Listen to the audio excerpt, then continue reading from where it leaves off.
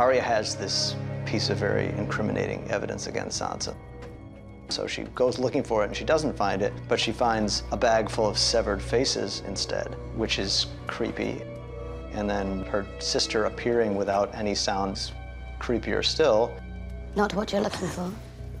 And as they get into the discussion about what these faces are, she starts to see Arya as a real physical danger to her.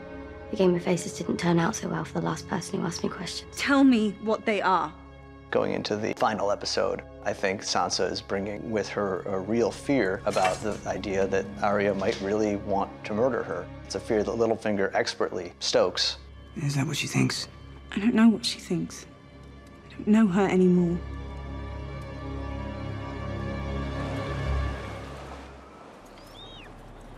We knew that if we were going to send them north, to have them trudging across snow-filled landscapes would take you so far, especially once there's a big zombie polar bear in the middle of it. At a certain point, you have to find the army of the dead. We were thinking, how can you possibly survive that situation? That was the thing that was the hardest for us. We came gradually to the idea that the one way they might survive is to be in the middle of an island. And then you put 5,000 or 10,000 whites on that ice coming after them, that might believably be something that would break the ice in a way that they didn't. At a certain point, they're just fighting for their survival. Once they retreat all the way to the middle of the lake, there's nowhere farther to run. She's always been willing to risk her life to do what she thinks is right. And in terms of going north to rescue them, a number of people up there have different claims on her heart. You know, Jorah's been by her side from the beginning, and he saved her life so many times, I think she would feel as if it was a betrayal if she didn't at least try to save him. And then, of course, there's Jon Snow. You definitely get the sense that he's become quite important to her in a pretty short amount of time. He sees that they're all going to die if the dragon doesn't take off. The rational decision at that point is you guys go to safety, and I'll try to keep them off you as long as I can. He's the guy who jumps on the grenade to save the rest of the platoon. That's always been Jon.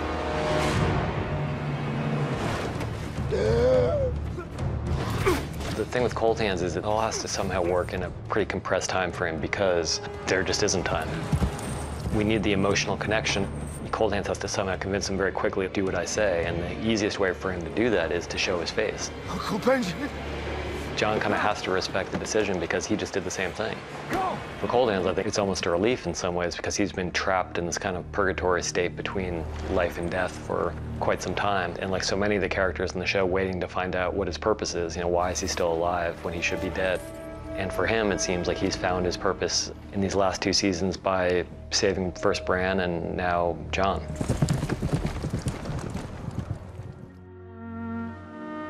I think that when she sees him return on the back of Cold Hand's horse, that's a big moment for her in terms of the way she feels about him. I don't think either one of them really knew exactly how powerful their feelings were towards each other until these moments. Just the notion of falling for someone, that involves weakness. It's not something a queen does, but she feels that happening, and he feels it happening for her. I'm sorry. I think both of them are on kind of unfamiliar ground, and especially because it's with an equal. It's kind of hard for her at that point, I think, not to look at this guy and realize that this is not like the other boys. The dragons are my children. They're the only children I'll ever have. Do you understand? The whole path of the show, in some way, had been trying to map out all the episode endpoints. And with this one, it was the dragon opening its blue eye and realizing that the Night King has finally gotten his own weapon of mass destruction. What was fun about the sequence, in an awful way to us, is that up until the end, it's very close to one of those battles where all the good guys get out the other side and more or less scot-free. But we knew that killing the dragon was going to have a tremendous emotional impact because over the seasons and seasons of the show, it's really been emphasized what they are to Dany. We knew that the Night King would see and seize this opportunity. I like to think that when the dragon dies, that it's kind of a 1-2 punch, because on the one hand, you're just seeing the horror of one of these 3 amazing beings like this in the world going under the water and not coming up again and processing that. Then you're processing something that's even worse, which is when it comes back out from under the water again, and we see in the last shot of the episode what it becomes.